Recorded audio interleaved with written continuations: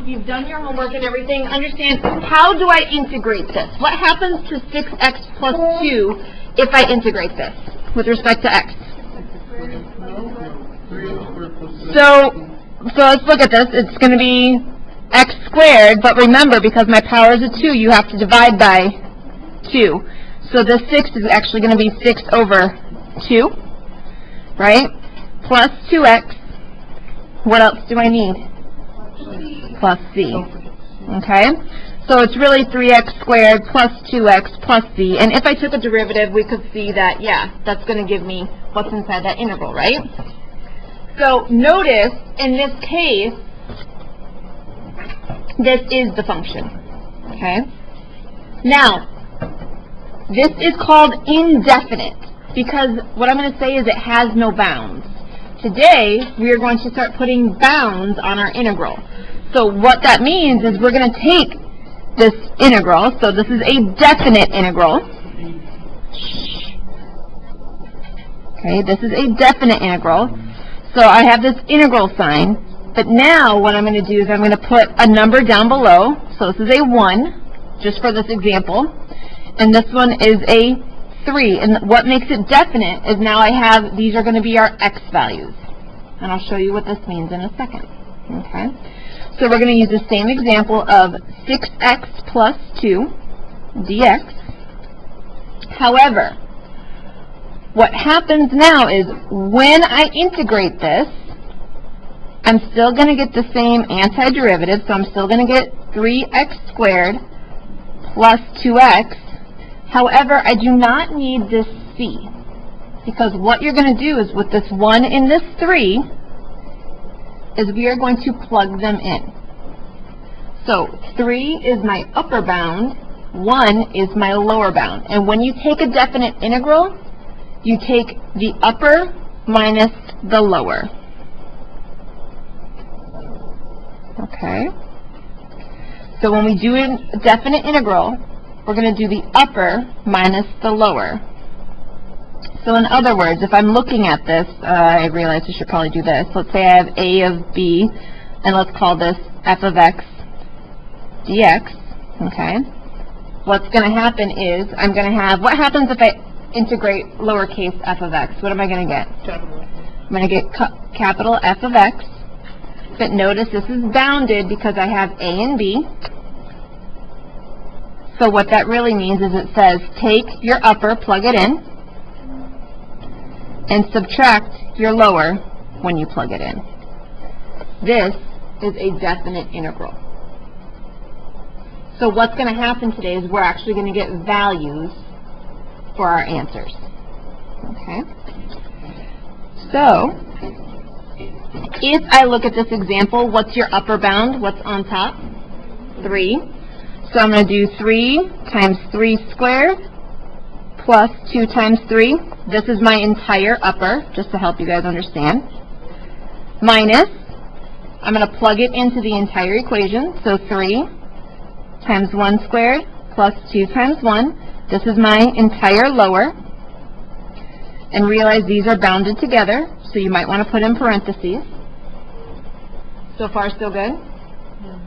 Yeah? And then I'm just going to do the math. 3 squared is 9. 9 times 3 is 27 plus 6, so I'm going to get 33. That's my upper. My lower, 1 squared is 1 times 3 is 3 plus 2 is 5. And then I'm just going to evaluate. 33 minus 5 is 28. So this is the answer for this definite integral. Yeah, so when you, so we're not going to write it as f of x, we're actually going to write it as this, whatever it happens when it's integrated. And then we're going to show that we took an integral, because I don't have that integral sign, it's not allowed. That's why I use this line, to show that I'm going to plug in 3, subtract, plug in 1. Is that what you're asking, Kaylin? Like this? Yeah, it's just the value. That's what I was trying to say. Today it's just the value. Okay? So guys, what do you notice about the definite integral? What don't we have here for some reason? We don't have C. Anybody figure out why we might not have C? So just quickly why we don't have C. And I saw this happen in your homework. Let's just do this. Let's integrate from 2 to 7 of 1 dx. Okay? What's going to happen if I integrate 1? It's going to be x. So let's put plus c just for fun, right? So we're going to have x plus c. Can you guys get on board with that? We're okay? So 7 to 2, right? So let's talk about what am I going to do. Well, I'm going to plug in my 7 for who? So 7, yep, plus c. This is my upper, correct? Minus, who am I going to plug 2 into? X. What do you guys see is going to happen? These c's are going to cancel, because with a definite integral, it doesn't matter what this constant is. If you're taking an upper and subtracting a lower, these constants are going to disappear. So that's why we don't need it. It's not necessary. So indefinite, you have to have it. Definite, you don't. And what would this final answer just be? 5, yeah. Yep. What do you mean? That's, no, it's not that it's super hard, it's just that you need practice with it. If you don't understand this lesson, you won't get the rest of the chapter. Okay. So here's example 1. And I mean, let's be real, like I gave you guys a really easy beginning problem, right? Like to integrate. So here we go. We're going to integrate from 1 to 2. Our function is x squared minus 3 with respect to x. Okay? So, first of all, we have to understand what's this antiderivative. What's going to happen when I integrate x squared? What am I really going to get?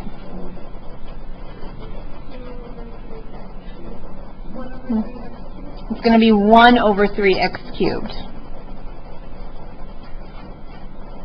Minus, what's going to happen with this 3? It's going to turn into 3x. Do I need the c? In this case, I don't. And don't forget your bar from 2 to 1, because that still means, hey, that's my antiderivative, but I still got to plug in 2. I still got to subtract when I plug in 1. So I'm going to get 1 over 3, 2 cubed, minus 3 squared, minus 1/3 times 1 cubed, minus 3 times 1. And again, keep them together. Make sure you guys are using those parentheses, because that's usually where I see students get that wrong. Okay? So I'm just going to go through. I'm going to get 8/3 minus 6 minus 1/3 minus 3. Now, let's try and be a little bit strategic about this. Our things that have a common denominator of 3, let's put those together first, and then our things that are just integers, let's put those together. So 8/3 minus 1/3 is 7/3. Negative 6 minus a negative 3 will be negative 3. And then if I want to combine these, I can change this 3 into what? Yep, negative 9 over 3. So now I have 7 minus 9 is negative 2 over 3. And that's your answer. Okay. Yep, it's coming. Okay. Example 2, a little bit more difficult just because your antiderivative is a little bit more difficult, but lower bound is 1, upper bound is 4. My function is 3x to the 1/2 dx. Okay. So as I go and integrate this, so first of all, we understand that coefficient's 3, right? Okay so far? X, what's my new power of x? Well, what's 1/2 plus 1? So we're going to write it as 3/2, but we got to think instead of dividing by that fraction, we can multiply by its reciprocal. So the reciprocal of 3 over 2 is 2 over 3. We're going to see something nice happen there. Do I need c in this case? Nope, because it's bounded. Upper bound is 4, lower bound is 1. Make sure you're using that line and putting your upper and lowers there. Guys, help yourself out. What does this simplify to? Just 2, right? So 2x to the 3/2, 4, 1. Okay, so now I'm going to plug in everything. So we should be pretty good at this, but if you want to think about it like this, I'm going to take the square root of 4 and then take that answer and cube it, minus 2 the square root of 1 and take that answer and cube it. Is everyone following along with that math right there? Yeah? Okay. So square root of 4 is 2, 2 to the 3rd is 8, 8 times 2 is 16. That's my upper. My lower, 1 cubed is 1 times 2 is 2. So I'm going to get that's my lower, and 16 minus 2 just happens to be 14.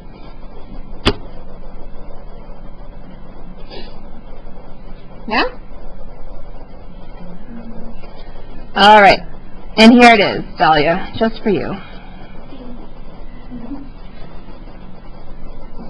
So my lower bound is 0, my upper bound is pi over 4. My function is secant squared x dx.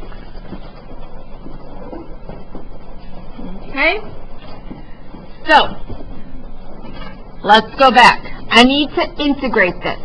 So it might help if we understand, if I took a derivative and it gave me secant squared, what was the original function? Tan x, exactly. Okay, so we understand that this function should be tangent of x. So that's exactly what we're going to do. We're going to say this equals tangent of x. Do I have to worry about that squared? No, you don't. You don't have to put it out front. You don't have to divide by it. That's because the derivative of tan x is secant squared. Don't worry about the 2. Okay? Now, I'm bounded, so I don't need a c, but I do have to understand pi over 4 and 0. When I plug them in. So, trick quiz, here we go. Tangent of pi over 4, what is it? 1. It's 1. What's tangent of 0? 0. What's 1 minus 0? 1. That's your answer.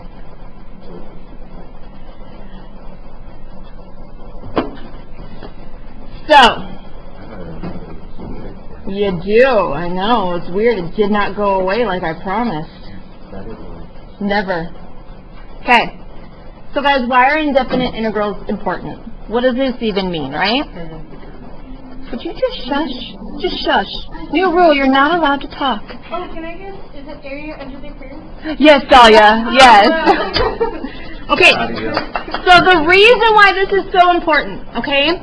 We're going to use this, and you'll see its real-life application coming up here pretty soon. But what this means is any function that you give me, I can figure out the area under the curve. Okay? So if we look at this first example.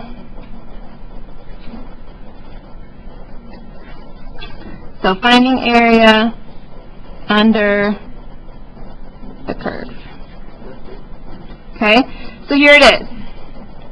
Y equals 5 plus 4x minus x squared. Now I am going to tell you, I'm going to bound this. So you're going to start seeing this on your homework. You probably already saw it, but I'm going to say x equals 1, x equals 4, and I'm also going to tell you that y equals 0. And this will become really important in chapter 6/7.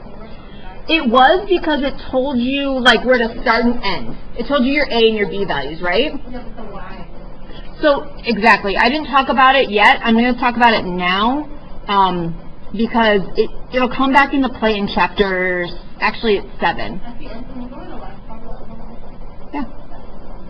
Okay. So, guys, just real quickly, all I'm going to do is do a quick sketch of this, okay? So, if I'm looking at this function, you guys don't have to put this in, but it might be beneficial. I don't know. It all depends on you. Okay? So 1, 2, 3, 4, 5, 6. This is 1, 2, 3, 4, 5, 6, 7, 8, 9. And just knowing a few things that we know, we could calculate where the maximum is going to occur. I know it's a maximum because this is opening down. It's a parabola. It has a y-intercept of 5. So here's 5. My maximum is occurring at 2. So if I plug in 2, I'm going to get 5 plus 8 minus 4. So it's occurring at 9. Which means, since this is a quadratic, it has properties where they're identical. So if this is 2 away from my line of symmetry, this is also going to be that. And it has a leading coefficient of 1, so that's what it looks like. Okay. There's a lot of 3, 4 I just threw at you guys right there in like 30 seconds. Okay. So, quickly, this is that quick sketch of this parabola. Okay? Now, let's think about what I'm telling you. What am I telling you? Where do I want you guys to look? I want you to look when x is equal to 1, so I'm bounding it right here. And where else am I bounding it? When x is 4. You guys see that? And I'll even highlight it. And x or y is 0, so that means the x-axis, right? That highlighter doesn't work because it's dirty. Okay. Okay. So this is what we're looking at. We now know how to calculate the area under this curve by using definite integrals. So let's set it up. Okay. So using a definite integral, look here, what is your lower bound? What's the smallest x value that's occurring? Your smallest x value that's occurring is 1. So if I draw my integral sign, my lower bound is 1. What's my greatest x value that's occurring? 4. Why is this so blurry? Okay. Now, the y equals 0 is important just because it kind of stops it right there. It's already understood, but like I said, we'll talk about it more chapter 7. So, what's going to go in my integral? 5 plus 4. Yeah, we're going to put the function. So 5 plus 4x minus x squared. Who am I integrating with respect to? Dx. So now we're just going to go through, we're going to take this integral, right? So if I integrate 5, I'll get 5x. Be careful, when I integrate 4x, I'm going to get, yep, it's going to be 2x squared.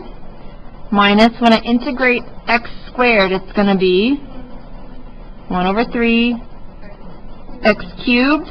And do I need plus c? Because it's definite.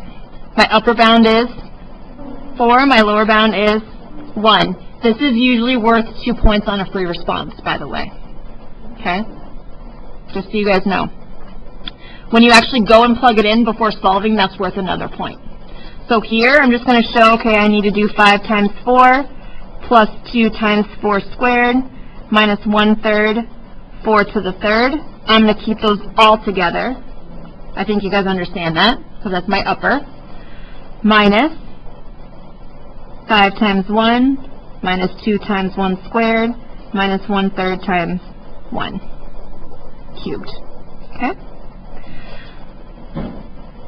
So, I'm going to help us out maybe a little bit, maybe not, I don't know. So that's 20 plus 32 minus 64 over 3. Minus, I'm going to have 5 minus 2 minus 1/3.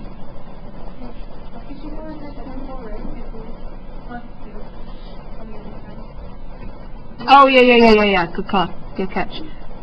This is 64 because 4 to the 3rd power is 64, and then still being divided by 3. Okay?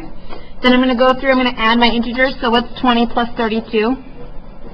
52, but I'm going to subtract 5, so I'm now at 47. I'm going to subtract 2, I'm now at 45. And then I have negative 64, and I'm going to add a 1/3, so I'm at negative 63 over 3, which is super nice because 63 over 3 is 21, so 45 minus 21 is 24. So what this means is the area under the curve from 1 to 4 of this specific function is 24. That's the total area. That's going to be worth it.